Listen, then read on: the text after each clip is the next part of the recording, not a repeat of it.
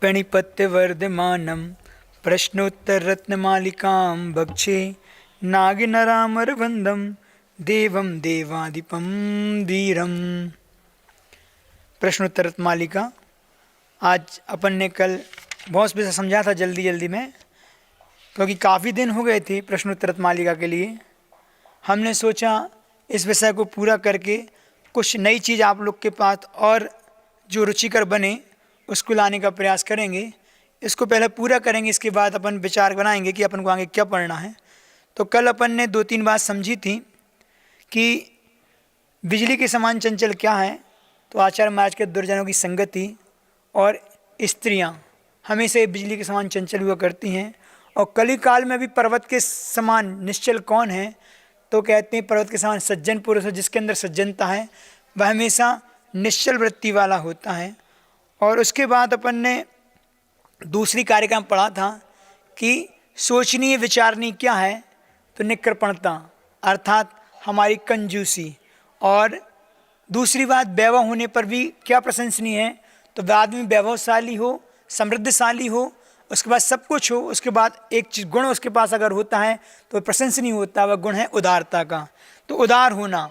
और दूसरा प्रश्न उसके साथ भी कि निर्धन होने पर भी क्या प्रशंसनीय है, तो निर्धन होने पर भी वही उदारता उसके लिए प्रशंसना पात्र है कि निर्धन है उसके पास भी वह उदार है।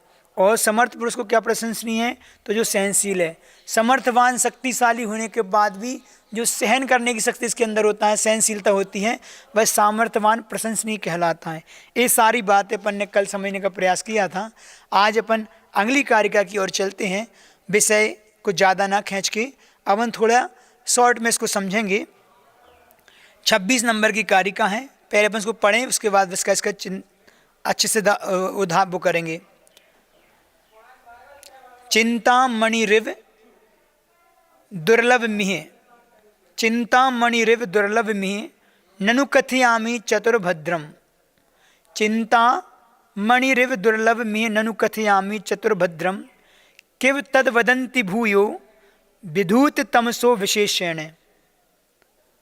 चिंतामणिरिव दुर्लभ मे ननु कथयामि चतुर्भद्रम। किम तद वदन्ति भूयो विधूत तमसो विशेषेण। एक बार इसको उच्चारण कर लें लय में। चिंतामणिरिव दुर्लभ मे ननु कथयामि चतुर्भद्रम। किम तद वदन्ति भूयो विधूत तमसो विशेषेण। अपन 27वें नंबर कार्य का एक साथ देखते हैं। इन दोनों के भाव एक साथ गर्भित हैं। तो पहले 27वें नंबर कार्य का और पढ़ लें, एक साथ इसकी व्याख्या करेंगे। दानम प्रिय वाक्य सहितम, बहुत सरल है। दानम प्रिय वाक्य सहितम, ज्ञान मगर्वम क्षमान्वितम शौर्यम। ज्ञान मगर्वम क्षमान्वितम शौर्यम। त्याग सहितम च वित्तम, त्याग सहितम च वित्तम। दुर्लभ मेतत् चतुर्भद्रम। क्या कह रहे हैं? दानम प्रिय वाक्य सहितम, ज्ञान मगर्वम क्षमान्वितम शौर्यम। त्याग सहितम च वित्तम। दुर्लभ मेतत् चतुर्भद्रम। दानम प्रिय वाक्य सहितम, वित्तम दुर्लभ मेतत् चतुर्भद्रम। गलत पढ़ दिया। दानम प्रिय वाक्य सहितम, ज्ञान मगर्वम क्षमान्वितम शौर्यम। त्याग सहितम च वित्तम। दुर्लभ मेतत् चतुर्भद्रम। ये 2 कारिका हैं। अपन थोड़ा इसको समझे पहले कि 26 नंबर की कारिका में आचार्य महाराज क्या पूछ रहे हैं। चिंतामणि इव दुर्लभम। चिंतामणि अर्थात रत्न होता है जो सारे हमारे लिए हमारी इच्छाओं को पूर्ति करने वाला होता है, उसको चिंतामणि बोलते हैं। तो चिंतामणि रत्न के समान दुर्लभ यह मतलब इस संसार में, इस लोक में किम क्या है। प्रश्न पूछा है, बहुत अच्छा प्रश्न है, आप ध्यान से सुनिए कि चिंतामणि रत्न के समान दुर्लभ इस संसार में कौन सी वस्तु है, क्या है। तो ननु चतुर्भद्रम कथयामि, मैं कहूंगा। ननु मतलब निश्चय से 4 भद्र हैं। चिंतामणि रत्न के समान इस संसार में दुर्लभ क्या है, तो आचार्य महाराज कहते हैं वास्तव में या निश्चय से 4 भद्र हैं। विद्युत तमसम, दूसरी लाइन पे आ रहा है 14, विद्युत तमसः विशेषेण तद वदंती भूया कथयामि, इतना अर्थ है। तो क्या बोल रहे हैं, विद्युत तमसा, विद्युत मतलब रहित है जन, किससे, तमसा अंधकार से, तो कह रहे अज्ञान अंधकार से रहित जन, विशेषण विशेष रूप से, तद वदंती उसी कथन का, भूया बहुत करते हैं। उन्होंने बोल दिया कि जो चार भद्र हैं निश्चय से वास्तव में वे चिंतामणि रत्न के समान हैं और दुर्लभ में संसार है, संसार में बहुत दुर्लभ है। तो ये चार भद्र कौन से हैं, इसके नाम आगे बताएंगे, दूसरी 27 नंबर की कार्यक्रम उसके नाम दिए हैं, लेकिन पहली 26 नंबर की कारिका में जो दूसरा चरण में, उसमें उन्होंने दूसरी लाइन में बोला है, अज्ञान अंधकार से रहित जन विशेष रूप से, उसी का कथन बहुत बार करते हैं। जो अज्ञान रूपी अंधकार से रहित हैं ऐसे ज्ञानी पुरुष विशेष रूप से इन चार भद्रों का कथन करते हैं। अब कथयामि मतलब से कहते हैं, तो उसे ही मैं कहूँगा, आचार्य महाराज जी प्रतिज्ञा करके कह रहे हैं मैं कहता हूँ। तो कौन से हैं वो चार भद्र, तो 27 नंबर की कार्यक्रम कह रहे हैं, दानम प्रिय वाक्यम, अर्थात प्रिय शब्दों के साथ दिया हुआ दान पहला भद्र है। भद्र मतलब अच्छा माना गया है, प्रशंसनीय है।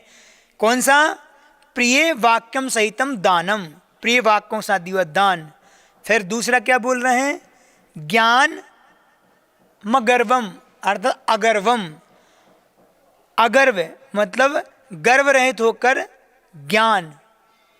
पहला विशेषण क्या लगाया, प्रिय वचनों के साथ दिया हुआ दान, और दूसरा गर्व रहित ज्ञान, और क्षमान्वितम अर्थात क्षमा सहित शौर्यम, क्षमान्वितम शौर्यम, क्षमा से सहित शौर्य मतलब आपका बल, वैभव, प्रवृत्ति, शौर्य। चा और त्याग सहितम वित्तम, त्याग से साथ, त्याग के साथ दिया हुआ हमारा वित्त, आपका धन। और एतत् चतुर्वृदम, यह संसार में बहुत चार चीजें कल्याणप्रद हैं। भद्रम है, भद्र कहो, कल्याण कहो, ये सब एकार्थ आती हैं। दुर्लभम या दुर्लभ हैं। बात आपको समझ में आई? प्रश्न बहुत सरल है, उसका उत्तर भी उतना ही अच्छा प्यारा है। आचार्य महाराज कहते हैं कि चिंतामणि रत्न के समान दुर्लभ इस संसार में क्या है? तो आचार्य महाराज कहते हैं निश्चय से चार भद्र हैं, चार कल्याणकारक चीज हैं। और अज्ञान अंधकार से रहित जन जो हैं विशेष रूप से उसी का कथन बहुत बार करते हैं। विद्वान लोग हैं, इन चार भद्रों का कथन विशेष रूप से करते हैं। उसी को मैं यहाँ कहूँगा। तो चार भद्र के नाम बताए, प्रिय वचनों के साथ दान देना, गर्व से रहित होकर ज्ञान देना, और क्षमा सहित शौर्यम, क्षमा के साथ शौर्य की अपनी प्रस्तुति देना, और त्याग सहितम दत्तम, त्याग के साथ धन का।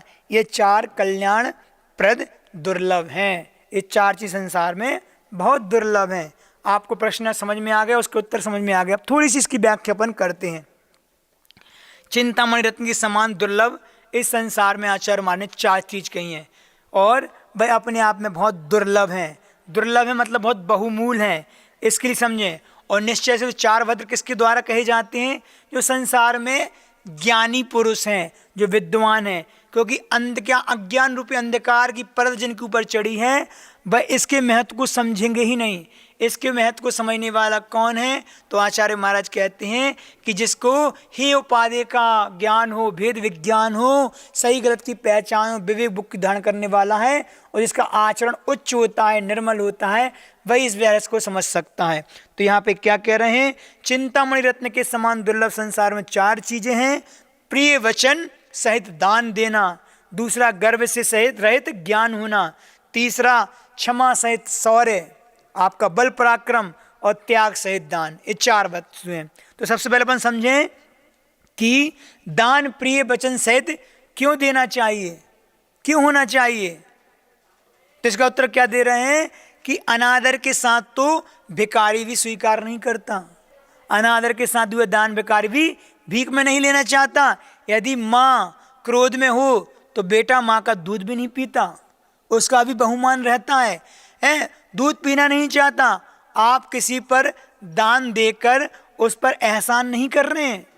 ध्यान रखो, दान आपका कर्तव्य है, बल्कि भविष्य के लिए उस पर कोई एहसान ना करके किसी को दान देकर, किसी चाहे व्यक्ति को हो, चाहे समाज को हो, चाहे धार्मिक अनुष्ठान हो, कुछ भी हो, चाहे दया क्षेत्र हो, किसी को भी आपने अपने धन का दान दिया तो दान देकर आपने किसी पर एहसान नहीं किया। ये तो एक प्रकार की एफडी है, फिक्स डिपॉजिट है जो आप कर रहे हैं। मतलब इसका फल आपको गुणित क्रम से भविष्य में मिलेगा। इसलिए आप अपना एक कर्तव्य करें। श्रावक की भूमिका में दान देना तो कर्तव्य है। तो वह दान कैसा है? प्रिय वचनों के साथ देना होता है। आपने दान तो दिया, लेकिन आपके अंदर कटुता के भाव हैं, या अप्रिय वचनों के साथ दिया। किसी ने आपको थोड़ा सा फोर्स किया कि आप सामर्थ्यशाली हैं, आपके धन का सदुपयोग होगा तो सबको अच्छा लगेगा, तो किसी कहने से दे तो दिया, लेकिन मन में उस व्यक्ति के प्रति कटुता के भाव रख लिए, अरे इसने हमें फंसा दिया। नहीं, उत्साह के साथ ये हमारा कर्तव्य समझ के जब देते हैं तो उसका फल पूरा मिलता है। इसलिए जितने अच्छे भावों से देंगे उतना उसके गुण क्रम से अपन को फल मिलता है। इसी कारण जो दिगंबर मुनि महाराज होते हैं, आपने देखी मुनियों की चर्या कैसे हार लेते हैं। नवदा भक्ति की कमी होती तो हार स्वीकार नहीं करते, नवदा भक्ति पूर्वक ही आहार ग्रहण करते हैं। और वह नवदा भक्ति में एक शुद्धि है, एक भक्ति है। कौन सी है? नवभक्ति के नाम पता है आप लोगों के? कौन बताएगा अपने भक्ति के नाम? बताइए आप खड़े होके। नवभक्ति के नाम अपन प्रतिदिन साधु को आहार कराते हैं। हमने पूर्व क्लास में भी कही कि नवभक्ति के नाम अपन को बताना चाहिए। पड़गाहन है, उच्चासन है, पाद प्रक्षालन है, पूजन है, मन शुद्धि, वचन शुद्धि, काय शुद्धि, आहार जल शुद्धि, और एक और कौन सी है? 8 हो गई ना। नमोस्तु महाराज जी, नवदा भक्ति में नमोस्तु आता। कई लोग सब क्रिया कर लेते, नमोस्तु कहना भूल जाते हैं। तो ये चीजें अपन को याद रखना है। तो नवदा भक्ति में जो वचन शुद्धि आती है, वह वचन शुद्धि अर्थात पात्र को जिसको आहार देना उसके प्रति मधुर वचनों का प्रयोग करना। देखो कितनी बड़ी बात है। अगर आप अच्छे वचनों का प्रयोग नहीं करेंगे तो साधु का अनादर होगा, और बहुमान की कमी रहेगी तो साधु आहार नहीं लेगा। वो भिक्षु है, भिखारी नहीं है। भिक्षा लेकिन भिक्षावृत्ति तो करता है, लेकिन स्वाभिमान के साथ करता है। अगर स्वाभिमान को थोड़ा भी ठेस पहुंचता है तो वो आहार का त्याग कर देगा, लेकिन आहार को ग्रहण नहीं करेगा। इसलिए अच्छे वचनों से, वचन वो औषधि का काम करते हैं। हमने कई बार वचनों को लेके पूर्व में क्लासों में कई बार बताया है। ज़्यादा विस्तार देना अच्छा नहीं माना जाता, लेकिन ये बात है कि प्रिय वचनों के साथ तो अपन अपना सारा काम करवा सकते हैं, निकाल सकते हैं, और व्यक्ति को अपना बना सकते हैं। तो प्रिय वचन हमारे लिए कड़वी औषधि भी मीठे के समान दिखा करती है। इसलिए जब भी दान दें, अच्छे वचनों का प्रयोग अपने जीवन में करें। हमारे वचनों से हमारे व्यवहार का और हमारे व्यक्तित्व का पता चलता है। आप जितने अच्छे वचनों का प्रयोग करेंगे उतना आप जीवन में सबको अपना बना सकेंगे। सबको अपने बनाने की कला हमारे अंदर विद्यमान है। बस थोड़ा सा प्रयास होना चाहिए कि मधुर बोलें और मीठा बोलें। कुछ बिगड़ता नहीं है। अच्छा और मीठा बोलने में कोई पैसे नहीं लगते, बस थोड़ा सा पुरुषार्थ लगता है। अगर पुरुषार्थ बन गया आ गया जीवन में तो एक कला के रूप में विकसित हो गई, क्योंकि बोलना एक कला है अपने आप में। मौन रहना तो साधना हो सकती है, लेकिन बोलना एक कला के रूप में होता है। वह कला का धनी जो होता है वह संसार में प्रशंसा का पात्र होता है। इसलिए जब भी बोलें अच्छा बोलें और मीठा बोलें। कल परसों हमने बहुत अच्छी लाइन बोली थी। कौन सी बोली थी? कि भगवान को पसंद नहीं है कठोरता। किस चीज की? जीव की और हृदय की। लेकिन इसी जीव के माध्यम से हम दिन भर में दैनिक जीवन में देखें कितने लोगों के हृदय को तोड़ देते हैं। वही जीव जो हड्डियों से रहे थे, वही हृदय जो हड्डियों से रहे थे, इस हड्डियों से रहे जीव से हम हड्डियों से रहे दिल को तोड़ देते हैं। बंधुओं ध्यान रखो, हृदय में दिल में आने का रास्ता तो हुआ करता है, पर जाने का नहीं हुआ करता। इसलिए जब भी व्यक्ति जाता है, कोई हमारा प्रिय जाता है, अच्छा व्यक्ति जाता है, तो हृदय को तोड़कर ही जाता है। इसलिए हमारे माध्यम से, हमारे वचनों के माध्यम से किसी के हृदय को घात ना पहुँचे, ये ध्यान हमें स्वयं रखना है। ये पुरुषार्थ हमें स्वयं करना है, कोई दूसरा नहीं आएगा। भिखारियों को भिक्षा देते हैं तो उस भिक्षा से एक बहुत अच्छी दान की बात आई है। तो महाराज जी के भिखारियों को देने से दान माना जाता है? नहीं। हमारा जरा दर्शन में उसके लिए व्यवस्था तो बताई है, लेकिन तरीका दूसरा है। कभी भी आपके परिवार में, आपके घर में अगर कोई भिखारी कुछ लेने आता है तो उसको खाने पीने की वस्तु तो दो, उसको जो आवश्यक है वो तो दो। अगर उसके तन पे कपड़े नहीं है, सर्दी के दिन है, उसको वस्त्र दे दो। आप कीमत मत देखो कि महंगा है कि सस्ता है, उसको आवश्यक है तो वो आपका दान कार्यकारी कहलाएगा। वो भूखा है तो उसको भोजन दो जिसकी अवस्था है, लेकिन कभी उसको पैसे मत दो। क्यों? पैसे दे के हो सकता है उस पैसे का दुरुपयोग करे, बाहर जाके वैष्णव में लगा सकता है, दारू पी सकता, मांस खा सकता है, तो उसका पाप आपको लगेगा। और पैसे देने से वो मत कमाऊ हो जाते हैं, आलसी हो जाते हैं, तो वे अपने क्या करते हैं, वो हो जाते हैं, तो आपको वैष्णव में लिप्त होने के कारण उसका पाप आपको लगता है, लग सकता है। इसलिए आलसी न बने और हमारे पैसे का सदुपयोग हो। इसलिए बहुत जरूरी है कि अपन उनको जो आवश्यक है वो वस्तु दें, लेकिन कभी पैसे का दान ना दें। इसलिए आपका भी स्वाभिमान बने रहेगा और उनको भी स्वाभिमान जीने की सच्ची शिक्षा मिलेगी। ऐसा करके उनका स्वाभिमानी बनाना वो आपके लिए बहुत कार्यकारी है। हमने पूर्व में एक घटना सुनाई थी कि एक बाबा जी को एक भिखारी मिल गया और भिखारी क्या कहता है, फटे वस्त्र पहना था, मुझे कुछ भिक्षा दे दो। तो बाबा जी कहते हैं कि तुम भिखारी तो कहीं से हो ही नहीं, क्यों? तुम्हारे पास तो बहुत सा वैभव है। वो कहता है बाबा जी कैसी बात करते हो, सामने दिख रहा है खाने को रोटी नहीं है, पहनने को कपड़े नहीं है, भीख मांग रहा हूँ कटोरा लेकर, आप बोले बहुत बड़े आदमी हो। हाँ मैं सही कह रहा हूँ, तुम बहुत बड़े आदमी, तुम्हारे पास जो सामान है वह कीमती है, लाखों का सामान है। कैसा है? हाँ तो मजाक, वो कहता है बाबा जी आप मजाक मत करो, आपको भीख देना दे दो, नहीं तो मत दो। मजाक तो नहीं, मैं सही बोल रहा हूँ, मजाक नहीं कर रहा हूँ। और विश्वास ना तो मेरे साथ चलो। वो भिखारी को ले जाता है राजा साहब के पास और राजा में कान में कह देते हैं बाबा जी कि मैं जैसा कहता जाऊँ आप हाँ में बोलते जाना बस। वो उन बाबा जी की बात मान लेते हैं राजा साहब और उस भिखारी से कहते हैं कि राजा साहब कह रहे हैं कि अगर आप अपना एक हाथ दोगे तो आपको 10,000 रुपये देंगे। आपने एक हाथ निकाल के दे दो, राजा साहब को 10,000 रुपये देंगे, और अगर दोनों हाथ देते हो तो 50,000 रुपये दे देंगे। वो कहता क्यों मजाक कर रहे हो कि हाथ देने की चीज़ है? नहीं नहीं, वास्तव में आप विश्वास रखो, अगर आप अपने दोनों हाथों के साथ दोनों पैर देते हो तो आपको 1,00,000 रुपये देंगे। इतनी कीमती वस्तु है आपके पास कि अगर दोनों पैर दे दो राजा साहब तो 1,00,000 रुपये। वो कहता क्यों बाबा जी मेरा मजाक बना रहे हो, आपको नहीं देना मत दो, लेकिन मुझे ऐसे क्यों बेइज्जती कर रहे हो? मैं बेइज्जती नहीं कर रहा, सही कह रहा हूँ। आप अगर अपनी एक आंख दे दोगे तो राजा 5,00,000 रुपये दे देंगे, एक आंख दे दोगे साथ में तो राजा साहब को 5,00,000 रुपये दे देंगे, और अगर दोनों आंख दे दोगे 10,00,000 रुपये दे देंगे। वो कहता है मुझे आप जाने दो, छोड़ो। तो बाबा जी को शिक्षा देते हैं कि देखो बंधु, तुम्हारे पास लाखों की चीज़ें सामने, आंखें पैर हाथ हैं, उनसे पूछो जिनके पास नहीं है कितनी दुर्लभ है। सब कुछ होते हुए तुम भीख मांगते हो। शर्म आनी चाहिए, स्वाभिमान का जीवन जियो और खुद के हाथ पैर से कुछ काम करो, परिश्रम करो, फिर पैसे कमाओ, तब वो तुम्हारा जीवन सार्थक होगा। तो हमेशा कभी कभी अच्छी शिक्षा के माध्यम से व्यक्ति को उद्भवन मिल जाता तो राह पे आ जाता है। तो दान देना प्रिय वचनों के साथ देना चाहिए। दान में बिना मांगे से देना श्रेष्ठ है। दान जो होता है कोई मांगे ना और बिना मांगे हम देते हैं तो वह हमारे लिए श्रेष्ठ कहलाता है।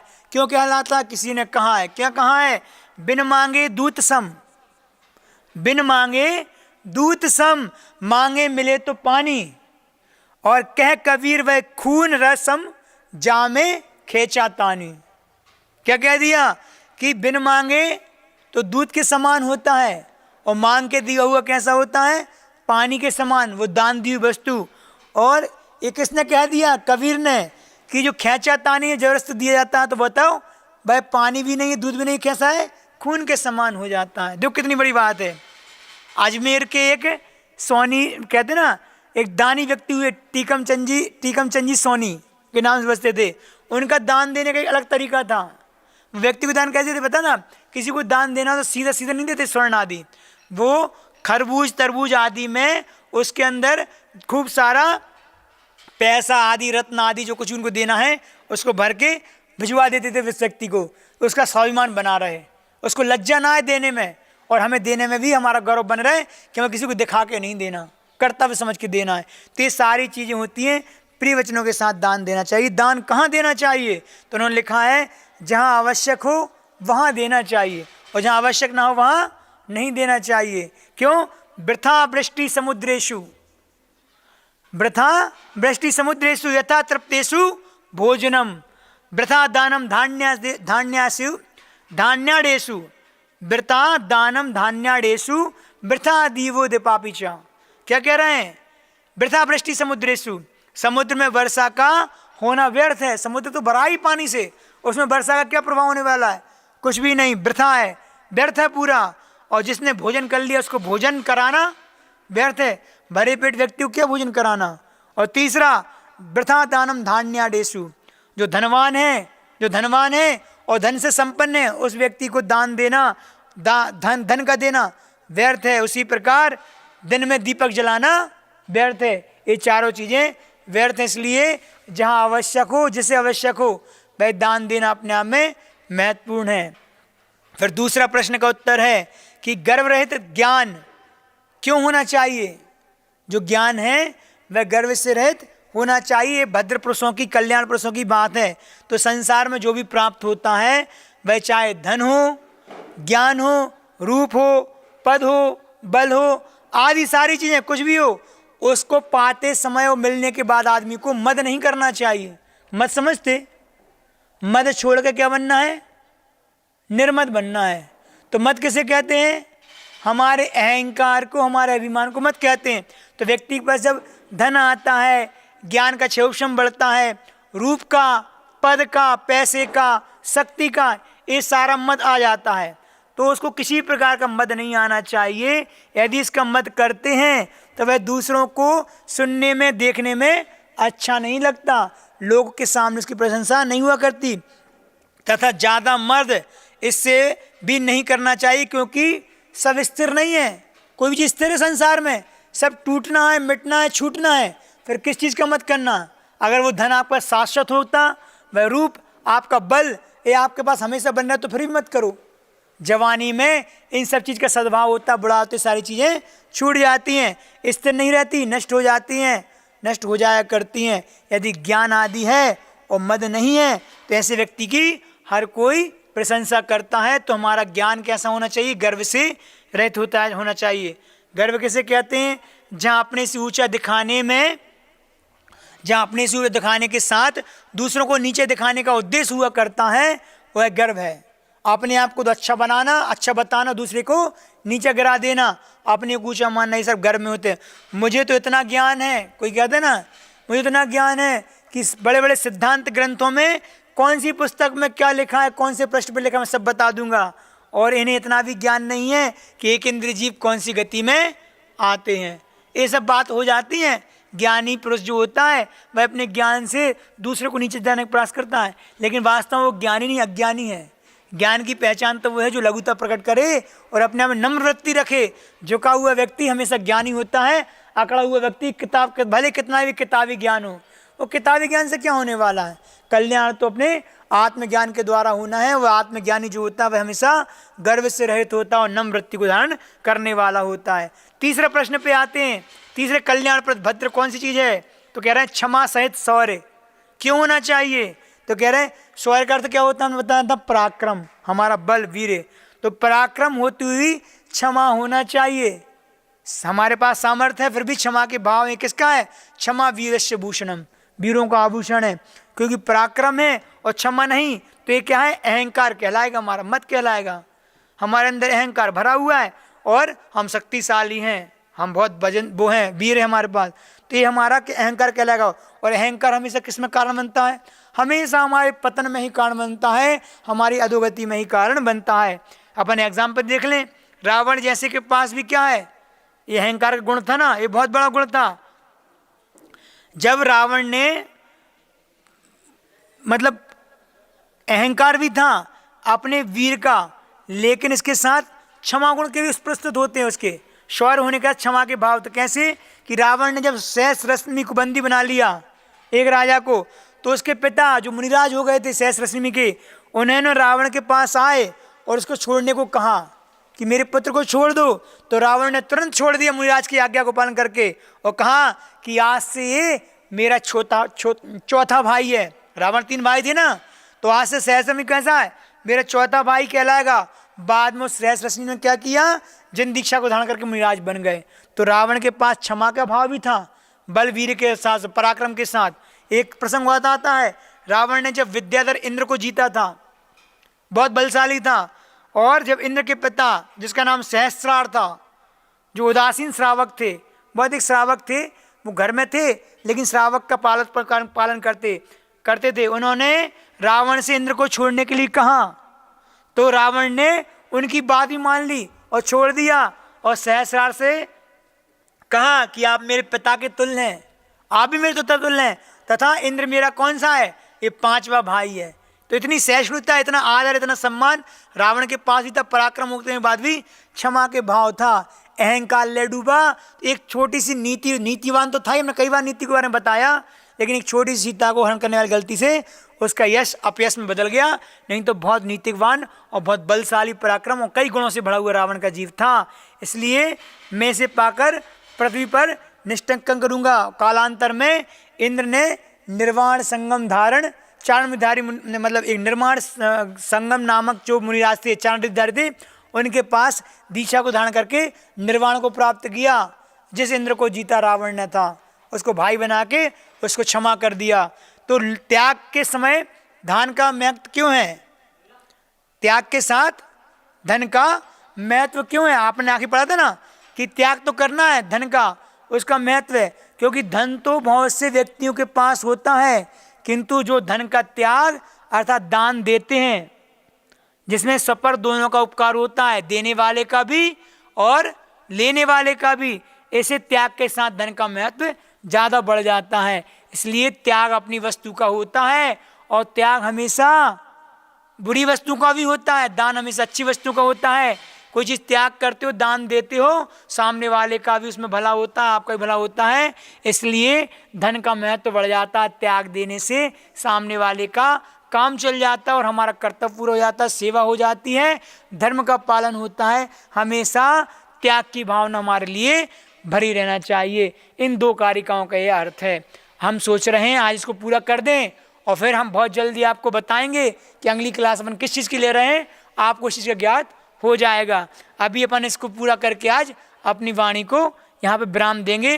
अपन 28-29 में, जिसमें आचार्य महाराज ने उपसंहार के रूप में क्या कहा है, हम बहुत अच्छी बात है। देखो लघुता कैसे प्रकट की जाती है, कृतज्ञता कि सब कुछ उनका था, लेकिन अपने बड़ों, अपने बड़े आचार्यों, गुरु महाराज और अपने भगवान पे सारे छोड़ दिया कि इसमें मेरा कुछ भी नहीं है। अपन इसको 28 और 29 नंबर कारिका को पढ़ेंगे और इसके आज का अर्थ लगा के इसको पूरा समापन करेंगे। इति कंठगता बिमला प्रश्नोत्तर रत्न मालिका येषाम ते मुक्ताभरणा अपि विभांति विद्युत समाजेषु। क्या कह रहे हैं? इति कंठगता बिमला प्रश्नोत्तर रत्न मालिका येषाम ते मुक्ताभरणा अपि विभांति विद्युत समाजेषु। 7-29 नंबर की पढ़ ले रहे। विवेकात्यक्त राज्य ने राज्ञेम रत्न मालिका रचिता मोघ वर्षेण सुधियाम सदलंकृति। क्या कह रहे हैं? विवेकात्यक्त राज्य ने, ये आर्य छंद है, पहले पढ़ रहे थे वो राजा छंद है और ये अपने आप में श्लोक है। विवेकात्यक्त राज्य ने राज्ञेयम रत्न मालिका रचिता मोघ वर्षेण सुधियाम सदलंकृति। इसको अपन अर्थ करें, क्या कह रहे हैं? इति कंठगता, इस प्रकार कंठगत हो, क्या? बिमला प्रश्नोत्तर रत्न मालिका, यह निर्मल, बिमल मतलब होता है निर्मल, मल से रहित, प्रश्नोत्तर मालिका, ये अपन जो ग्रंथ पढ़ रहे हैं। तो कैसा? एशाम, तो इस प्रकार जिन व्यक्तियों ने, एशाम मतलब जिन व्यक्तियों ने यह निर्मल प्रश्नोत्तर रत्न मालिका कंठगत हो जाती, जिसने आत्मसात कर ली, अपने जीवन में उतार ली, इन श्लोकों को पढ़ लिया और इसके भावों को अपने अंदर उतार लिया। कैसे हैं वे लोग? ते, वे लोग मुक्त आवरणापि, आवरण से रहित हुए भी, अर्थात संस्कार से, वस्त्र कहते हैं ना, आवरण किसको बोलते हैं आपके? हार आदि, इनसे रहित होते हुए भी विद्युत समाजेषु, विद्वानों की सभा में, समाज में, विभांति अर्थात विभूषित होते हैं, सुशोभित होते हैं, उनकी सभा में भी सुशोभित होते हैं। और फिर क्या कह रहे हैं? विवेकात, विवेक से त्यक्त, पहले तो उन्होंने बता दिया आचार्य महाराज ने। इस प्रकार जिस व्यक्ति को यह निर्मल प्रश्नोत्तर रत्न मालिका कंठगत हो जाती है, जीवन में आत्मसात हो जाती है, वे लोग आवरण से रहित होते हुए भी कैसे हैं? विद्वानों की सभा में, पंडितों की सभा में सुशोभित होते हैं। फिर आचार्य महाराज क्या कह रहे हैं दूसरे श्लोक में, 29 आखिरी श्लोक में क्या बोल रहे हैं कि विवेकात् त्यक्त राज्य ने, विवेक से जिन्होंने राज्य छोड़ दिया है, राज्ञा उस राजा, अमोघ वर्षण, ये किसकी कृति है? प्रश्नोत्तर मालिका मुनि अमोघ वर्ष की है, जिन्होंने पहले राजा थे और बाद मुनि वर के अपनी साधना की और उस कृति का निर्माण किया। तो ऐसे जिन्होंने राज छोड़ दिया है, ऐसे उस राजा अमोघ वर्ष के द्वारा सुधियाम बुद्धिमानों के लिए सत अलंकृति उत्तम आभूषण रूप यम रचिता, यह कृति रची है। कहने का तात्पर्य है यहाँ पे आचार्य महाराज ने कहा कि विवेक से जिन्होंने राज छोड़ दिया है, ऐसे अमोघ वर्ष राजा के द्वारा जब मुनि बने तो बुद्धिमान पुरुषों के लिए एक उत्तम आभूषण रूप है, जिनके गले में हार भी ना हो, जिन्हें कंठगत कर लिया हो, ऐसा आभूषण स्वरूप यह कृति रची गई है। इस कृति को याद कर लेते हैं, वे विद्वानों की सभा में सुशोभित होते हैं, क्योंकि ये कृति छोटे छोटे प्रश्नों के माध्यम से अच्छी अच्छी बातों का उल्लेख इनमें किया है। ऐसी नीतिवान कई बातें आई जो हमारे जीवन को विकास में कारण बनती हैं, जो लौकिक और पारलौकिक, मतलब लौकिक क्षेत्र में गृहस्थी में और पारलौकिक मतलब धर्म के क्षेत्र में, हमारे आत्म कल्याण दोनों क्षेत्रों में उपयोग में आने वाली कृति है। प्रायः कर राजा लोग अंत में राजपाट छोड़कर दीक्षा लेते हैं, उसी प्रकार राजा अमोघवर्ष ने भी अपने विवेक से राज्य का भार छोड़कर जिन दीक्षा को धारण किया और सत्पुरुषों के लिए कृति का निर्माण करा, ये बनाई, ठीक है, रत्नत्र के साथ प्रश्नोत्तर मालिका की रचना हुई। ये कृतज्ञता ज्ञापित करके यहाँ पे निष्का समापन किया।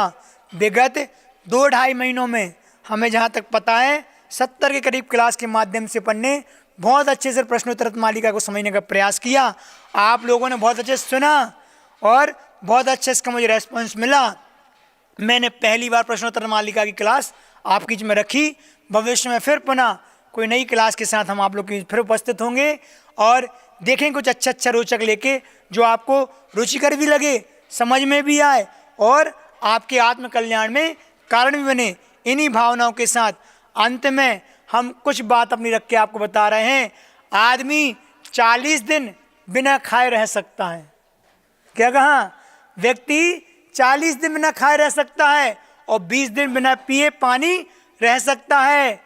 दिन में 3 मिनट श्वास लिए बिना रह सकता है, पर मगर अगर विश्वास और उम्मीद के बिना तो 1 मिनट भी जिंदा नहीं रह सकता। लोग कहते हैं कि दुनिया शेषनाग पर स्थिर है, दुनिया शेषनाग पर स्थित है, पर मैं कहता हूं कि दुनिया शेषनाग पर नहीं, मात्र विश्वास पर टिकी हुई है। जिस दिन आपका विश्वास खत्म हो जाएगा, उस दिन इस दुनिया से सब कुछ खत्म हो जाएगा। इसलिए अपने विश्वास को और अपने आत्मविश्वास को हमेशा बनाए रखें। इतना ही पर्याप्त है। गुरुदेव भगवान श्री विद्यासागर जी महाराज की जय। द्वादशांग जनवाणी माता की जय।